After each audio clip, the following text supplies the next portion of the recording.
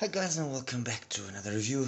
I've got for you this time actually a two-part review, although there is some reasoning behind why I've included such different IEMs. Yeah. Anyway, the main attraction or the main star of this review is the KiwiEars Etude. It's a 1+3+1, so it's got a single DD, 3 BAs plus a bone conduction, and it's an IEM that's been around now for a while.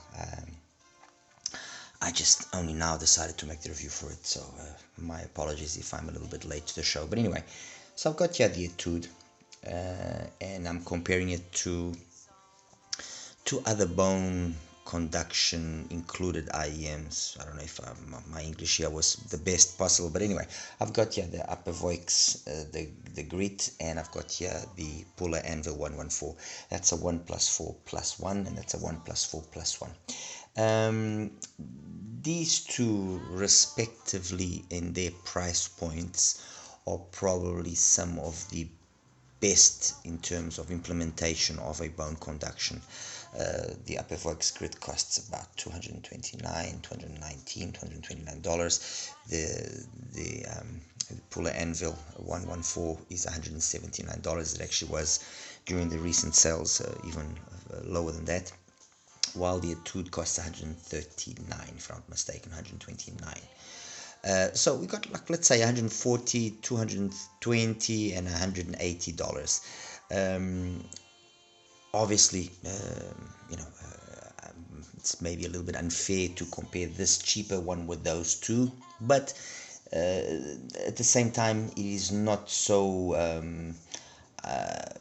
unsensible to do that comparison, especially with the Anvil, because the Anvil is $180, so it's roughly $40-50 more expensive. So the difference isn't that monumental, to a certain point, justified by a better cable and slightly better accessories here on the Puller than on the KiwiEars.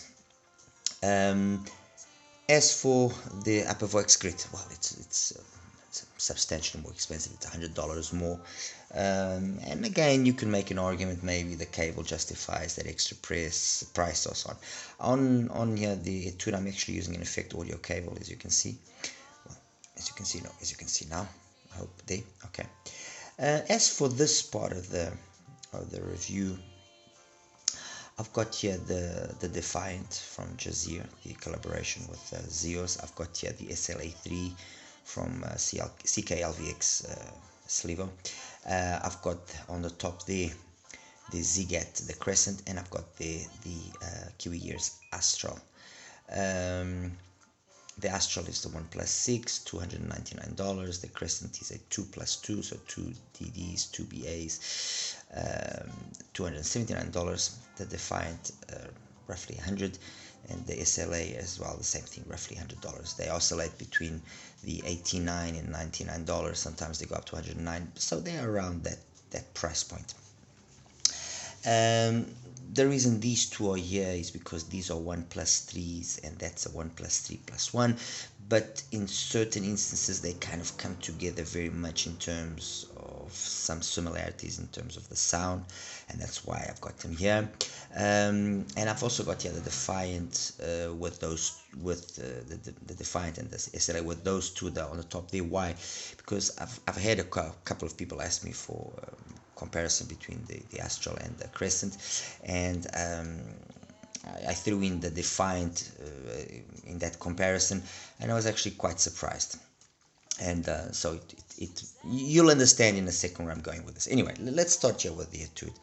The Etude, I have to say, I was initially, how can I put this? I was initially curious to see what KiwiEars had done, especially because all of their IEMs to date have always been a positive surprise. They've always been IEMs that have been well put together. They tick all the right boxes, and there's a number of them which I truly enjoy. I mean, the Astral is not one of my favorite IEMs because of no reason at all. It's one of my favorite IEMs for a solid reason, and that's why it's here.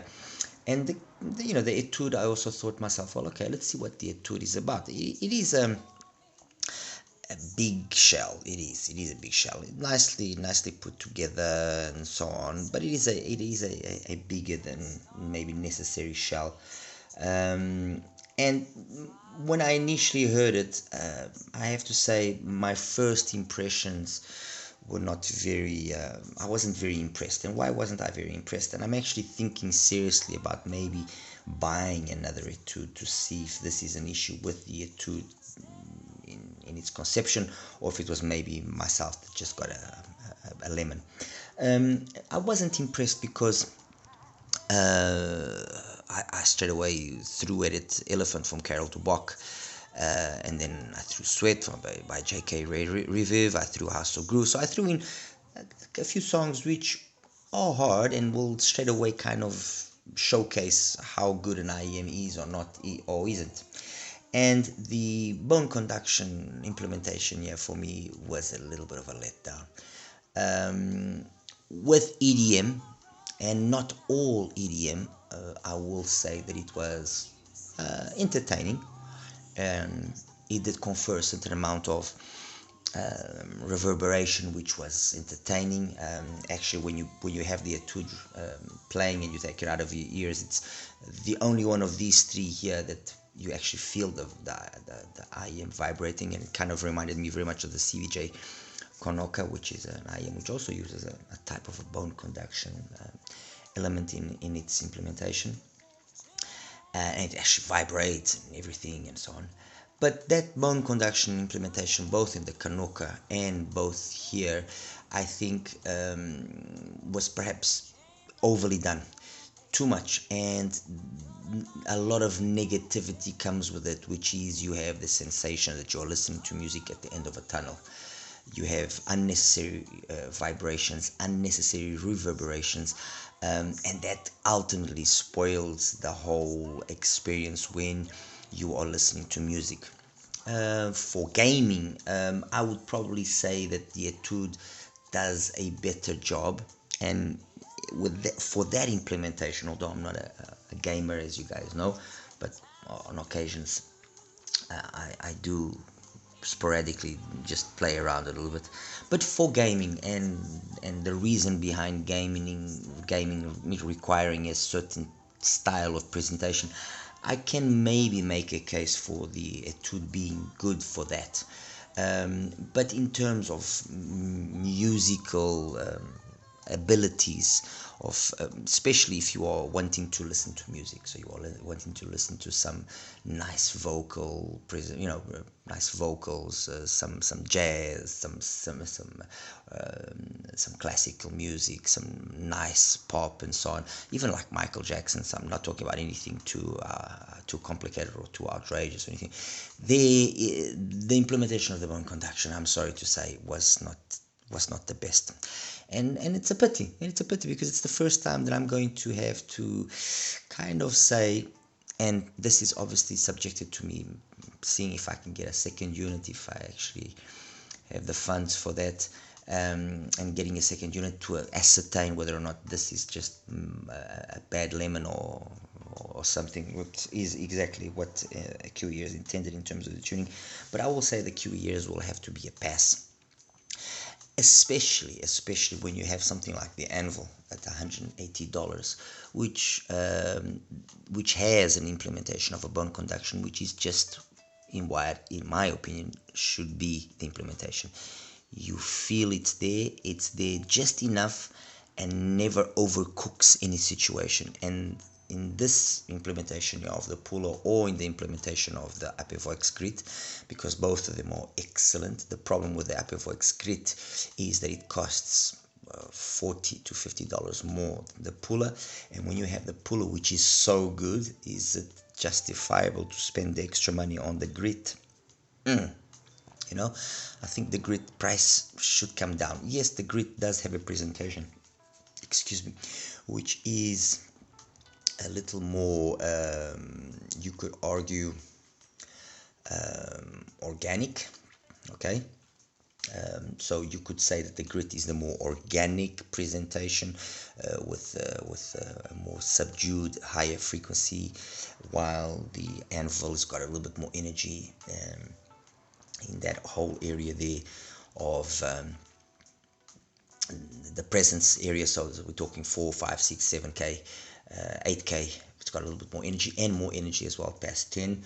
So it's got more twinklies, more sparklies, so more technically capable, the anvil, while that will be more organic. I would say more, I'm not going to say more musical because it isn't more musical. This has got a more old school presentation. This has got a more technical presentation. I think that's the best way of putting it. When you have these two IMs, which are so capable in their specific ways of doing things, and you then have the Etude, in terms of music, it's got no chance with those two.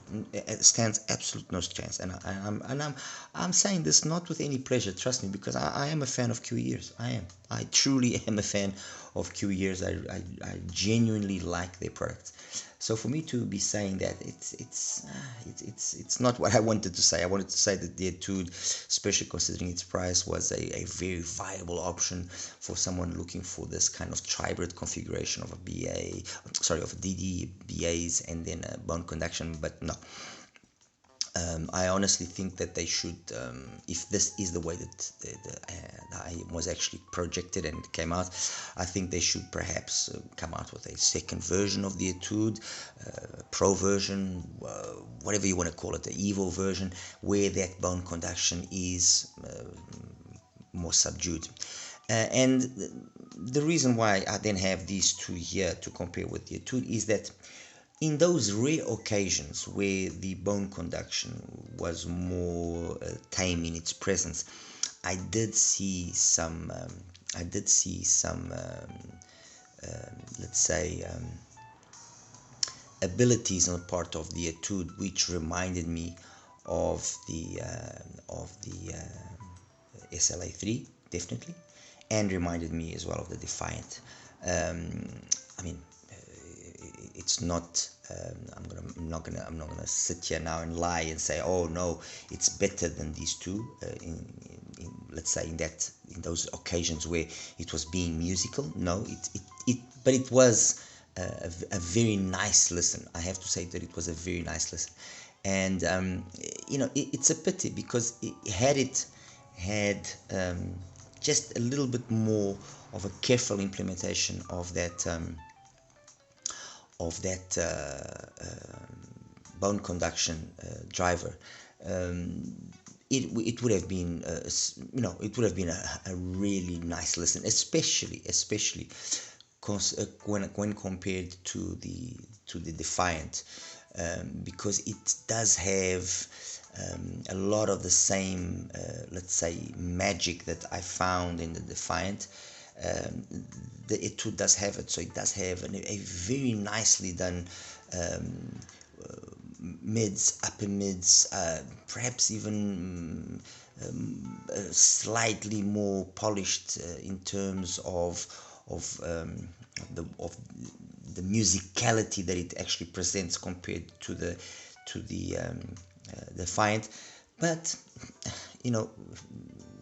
this is not about one or two songs where it showcases how good it can be. It's about how good it is. Let's say, I'm not even going to say 90%, how good it is at 80% of the time. And 80% of the time, the Defiant is a far superior IM. Musically, it is a unquestionably far superior IM to the Etude. It's more detailed. It's just a better IM. Period. It's bass, just in terms of bass, it's as good, if not better, but it doesn't have that reverberation which ends up echoing and spoiling the bass the way it comes through. So the Defiant, definitely a better IM than the Etude. As for the SLA3, the same situation, very much so. I would say that the SLA3 maybe in terms of its mids and upper mids is not as, let's say, the disparity in terms of the Etude to it is maybe a little bit less or than what it is here. With not a little bit less. I'm trying to find here the correct way of putting this. The SLA3 in terms of mids and upper mids perhaps approximates itself a little bit more here to the Etude more often. Okay, let's put it that way, more often. But again, because it doesn't have the vibration, the bone conduction, and that echoing and so on, it ultimately just ends up being a more competent sounding IM. It's as simple as that. It's just as simple as that. Although it does have that tuck style of bass, and you might notice a little bit of that energy there in those 200 to 250 hertz, sometimes lacking a little bit. It's never a real problem. And although again in the upper mids and treble it's a little bit more peaky and not as plateaued as the Etude, so not as well executed as the Etude, it overall still ends up being a more sensible choice in terms of performance as compared to the Etude. It also has that same sort of extension past 10k, which is a little bit more subdued, not as much as on the Defined has got more energy in the past 10k. And when I show you the graphs, you'll understand what I'm trying to say. So honestly, it's a pity. It is a true pity. As compared here with the and I'm now talking about the Defiant, compared here with the Astral and with the Crescent and the Astral. First of all, for those that asked me about the Crescent and the Astral, they are both two excellent IMs. Okay, 2 plus 2, 1 plus 6. But let's keep this in mind. The second DD here is doing a lot of the work that a lot of the BAs here are doing. In effect, the BAs that are here end up kind of being more than enough to match the BAs that are on here in terms of the upper mids and treble. So they kind of end up equaling itself out and balancing themselves out. Now, yes, there is a slight difference in terms of overall tonality and timbre. You do notice here that there's, let's say, more sound coming from BAs, because you notice that slight BA quality of cleanliness, of very high detail. Not so, you don't notice the negativity of the BAs, let's put it that way. While here you notice that you have a DD helping out in the meat and potatoes of the frequency range, showing that midsection of the frequency range. You do have a DD here by the timbre and tonality just being ever so slightly warmer. Both of them are excellent IEMs. That's the reality. Both of them are phenomenal IEMs. Okay, so when people ask me which would I choose, honestly, whichever the one you can choose or you can find cheaper will be the first thing that I will look at. And then in terms of overall sound, maybe a smidge more detail and clarity here, a little bit more bass there. But overall, it's kind of a, they take rounds. One takes a round, the other one takes the round. So there's not a real clear winner. I think you take 10 people and it will be probably 5-5 choosing one or the other as the winner. It's going to be a tough one, honestly.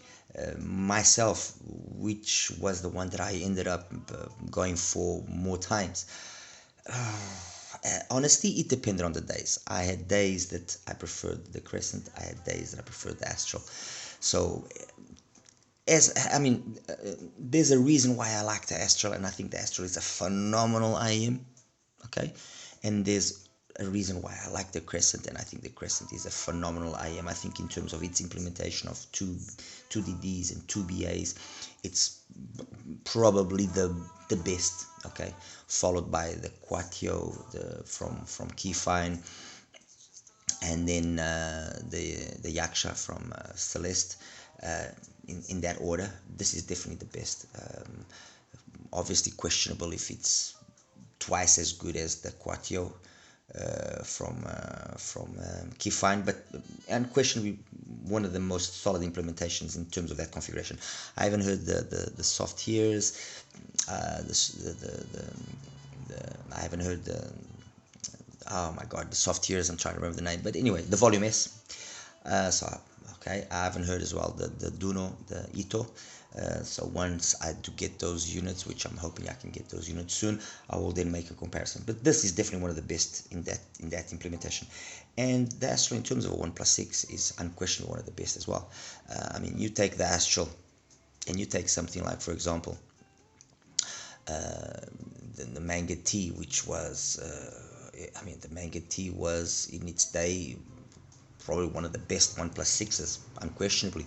The Astral, in my opinion, is a superior IM, and you might say, "Oh, but superior? Wow! I mean, oh, that's a bold statement." Well, it's the better It's a better IM because it is not only more competent in the way that the bass comes across. Obviously, you can argue that the Manga was tuned to have less bass. Fine, that's legitimate, but it's a better IM in the way that those BAs are implemented, and the BA implementation in the Astral is very, very, very good, very good.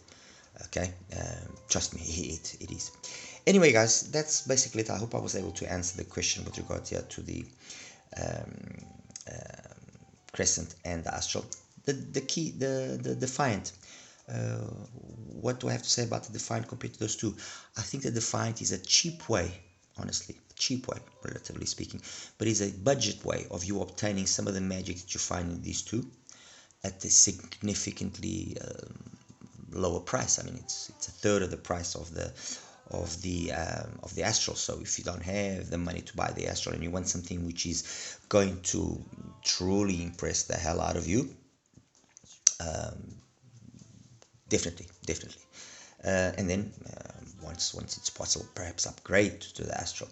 But the Defiant is really a phenomenal IM. Honestly, really a really very good IM. And I mean, I have nothing against Zeus, obviously. You know, I honestly don't have anything against the gentleman, but I think he was truly lucky with the way that this came out. Definitely, especially when some of his other collaborations have been an absolute mess, in my opinion. But anyway, it is what it is. This is just me giving you an opinion. Guys, let me show you the graphs and we'll wrap it up. Okay, guys, so let's talk now here. First of all, the Etude. Let's put it up here. Okay, so that's the graph of the Etude. And as you can see, I mean, it's a very nice graph. Very, very, very nice graph. Gliding style of bass. I mean, you look at this, the 100 hertz point there where it corresponds. Phenomenal in the way that this whole area has been done. Phenomenal. Cannot honestly point any negative aspect to it. It's really been well done. And even when you look at here the vibration, the bone conduction, you know, it's legitimate that you ask yourself, oh, okay, not an issue. But unfortunately, it's a little bit detrimental in the way that it's present. You know, it doesn't doesn't give us the presentation, at least for me, that I would have liked. And then when you have things like this, which is the upper voice, the grit, and the puller, you automatically understand. Okay, comparing first year with the upper voice grit, okay, things end up being balanced. Although the grit's got a little bit more mid bass, and yes, it loses a little bit up top there to the Etude, but it makes up overall by not having that excessive vibration and gives a very organic, very musical, old school type of presentation. End of story. It's as simple as that. As for the puller, very much the same situation. You might have a little bit of peakiness there, but that peakiness is more than made up by having a lot of detail past 10K. So nice big soundstage, imaging, all of that, and then having again a bass part of the frequency range done exemplary. I mean, I take the 100 hertz point again. Where does it correspond? Corresponds to about 2.5K. Not a lot of energy past that. Above that, the same situation. So very nicely balanced. Sounds phenomenal. No excessive echoing. Nothing. It just is solid. So that's it.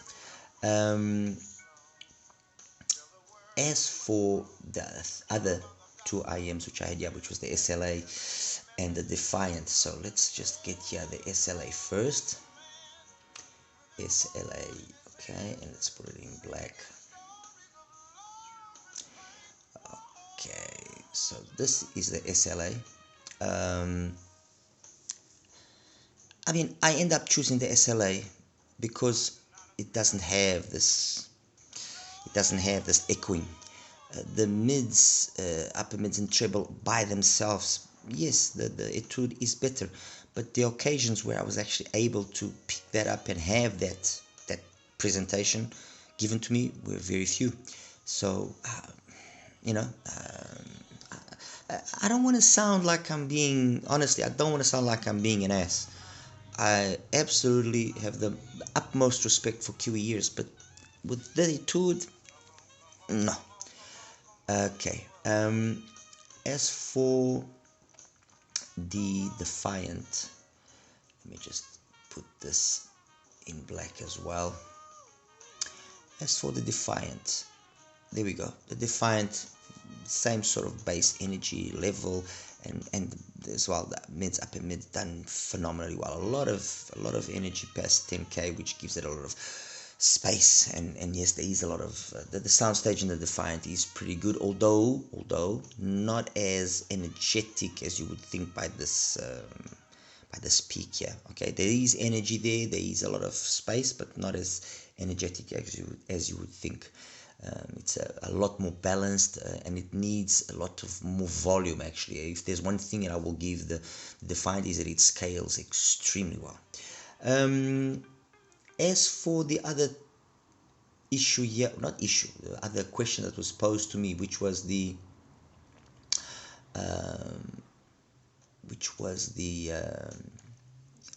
Astral versus the Crescent. This is the Zigat Crescent, and this is the KiwiEars Astral. A lot of similarities, as you can see in the tuning. A lot of similarities. One is, as I said before, one is a 1+6, the other one is a 2+2. A lot of similarities, and a lot of those similarities, it's only up here really that you see a little bit of a difference. But otherwise, they a lot of very similar, and in the bass as well, because you have a driver dedicated only for that, let's say below 200 hertz area. You notice that the Zigat's got just a little extra more weight in the bass presence, or the bass slams, just a little bit more. It is there. Okay. On the other hand, like I mentioned as well, you notice that the BAs, all the BAs that are present in the Astral, so okay, it's the one that's now, okay, that's the Astral. Actually, let me put the Astral in a different color so you guys can maybe let me see, let me make the Astral black. Yeah, I guess that will be probably the best. So the Astral in black, you do notice that there's just a little bit more extra detail up top here as compared to the Crescent. But guys, as I said earlier, they are basically the same thing. They trade blows, and it's very much it's an extremely difficult decision in terms of which is the better one, as compared to the Defiant, which is what I had here, and I've just placed the Defiant up there. You can see the Defiant is almost tuned in the same manner, and it just differs slightly here at the top end. And when I say that Defiant is a solid starting point for the other two IEMs, I mean it. I definitely do mean it. Very, very, very solidly tuned IEM. I think the last time, I mean, you guys know that I've seen a lot of IEMs, and I've heard a lot of IEMs, and many IEMs impressed. But I think the last time I was truly impressed by an IEM of this particular configuration of 1+3 was when the Audio Sense, I'm trying to remember now the name, if you guys give me just a second, the 1+3 that they had a couple of years ago, that even Clinical was impressed by it. Okay, so if he was impressed, again, with all the merit and also not merit that is deserving of him, the AQ4, exactly. AQ4, no, not this graph. AQ4, is it this one? Yes, there we go. So this is the AudioSense AQ4, and I'm now actually just putting it here so you guys can understand why I just said and just had such a bold statement of the AudioSense being the other IM that okay, let me just erase some of the others so that we clear things up here. So that's the AudioSense with the Defiant, and you can understand why I like the AudioSense and why the AudioSense was so good and why the Defiant is so good. That's it, guys. Alright, anyway, like and subscribe. Any questions, please feel free to ask me, and I'll do my very best to answer. Take care now. Bye bye.